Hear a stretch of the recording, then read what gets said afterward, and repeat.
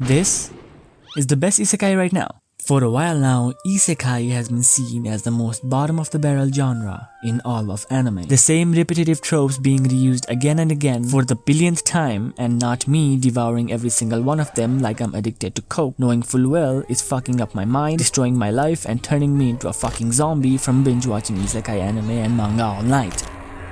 Anyway, isekai has a lot of tropes. Lots of tropes. Isekai thrives on tropes. These tropes are the lifeblood of an isekai story. That goes from a random Japanese guy getting transported to another world to transporting Japan to another world, apparently. But basically, my point is, there are a lot of isekai tropes, and these are the more popular ones. But what if, just what if, we combine all of these tropes, mix it up real nice, and turn it into a 6-star gourmet dish?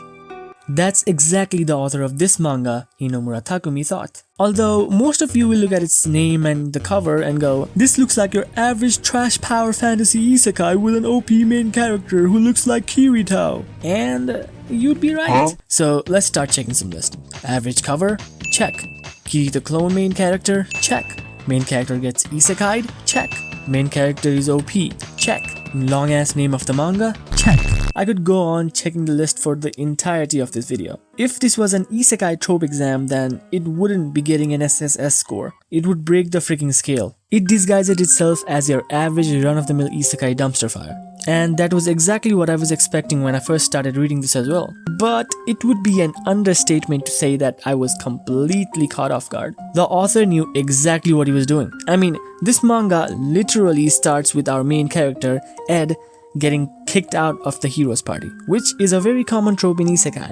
They tell him that the whole group has agreed to it, and that he doesn't have to come back to the party anymore. Main character looks at the hero and asks him if he was pulling a prank, but nope, he's serious.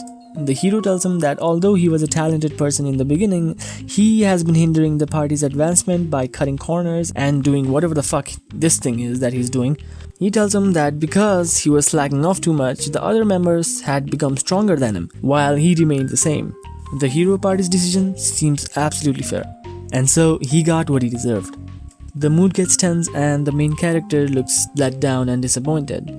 Then, all of a sudden, condition met. 10 minutes remaining until return. With the most devilish smirk I've ever seen, he goes, yeah, baby! That's what I've been waiting for. That's what it's all about. Woo! Cause it turns out that all this time he had been trying to get yeeted off the group, which he succeeded in doing. Not only that, my pulls out a fucking dimensional storage thingy, from which he takes out a book filled with instruction on how to defeat the demon lord, training methods for all the party members, which includes like details from every single battle that they've ever had, a bunch of magic book, a goddamn map of a labyrinth that shows the layout of each hidden passages and each traps in every corner. And how do you do this? Well, you'll get the answer in a bit. Of course, seeing this, the hero's party immediately apologizes for their lack of insight and not being able to realize that he's done so much for them. So he asks Ed to come back to the hero's party. I'm sorry, but I can't come back.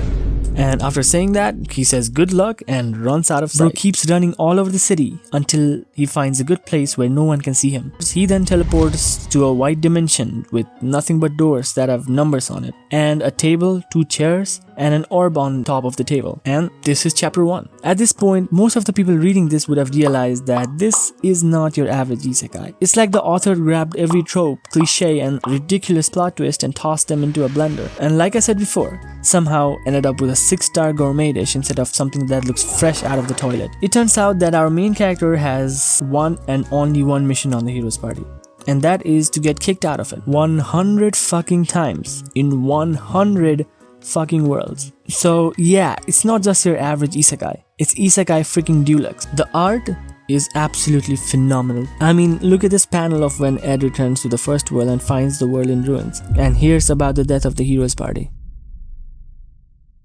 Oh, right. Ed, after clearing all 100 years, gets a chance to go back to the first world that he was ever in. When he returns, he finds out that the hero has lost and the Demon King has taken over the world, leading to its ruin. Hearing about his first ever comrades dying and the first ever world that he's been isekai to in ruins, unable to accept this fact, he uses his exile skills and asks where the hero Alex died.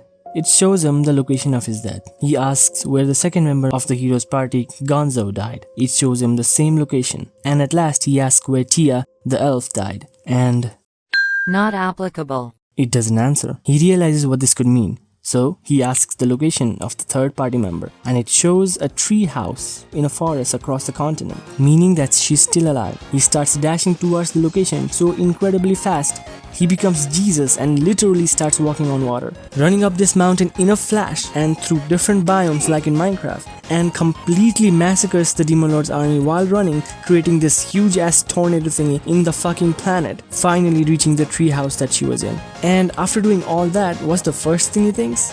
He forgot to bring souvenirs for the visit. Like, he didn't just cause a natural disaster on the planetary level and destroyed the Demon Lord's army while running. Bro pulls out a few lemons as gifts and heads to meet her. And I'll tell you, whatever he went through to visit her across the damn continent was absolutely worth every single demon that died on this trip. I mean, look at her. Instant best girl, bro. This is already something that I've never seen in an isekai before. But it keeps getting better and better each chapter. The characters other than Ed, like this hero, this buff dude, and most of all, this elf girl, are actually very well written. There is no such thing as hating them at all. Grabbing a bunch of tropes and writing a story isn't easy, although we do see this happening in manhwas all the time. ORV is an excellent example if you read manhwas. I read isekai manga and watch isekai anime like I'm addicted. Every now and then, by which I mean every few years, this extremely saturated genre actually drops something good. And this manga is one of them. Apparently Ed, our main character, was just a normal mercenary in his previous life who got summoned to this white dimension. He found a black and white book on the table, and the only door in this dimension, unlike the one we saw before, was this. He read the book and it instructed him to go through the door,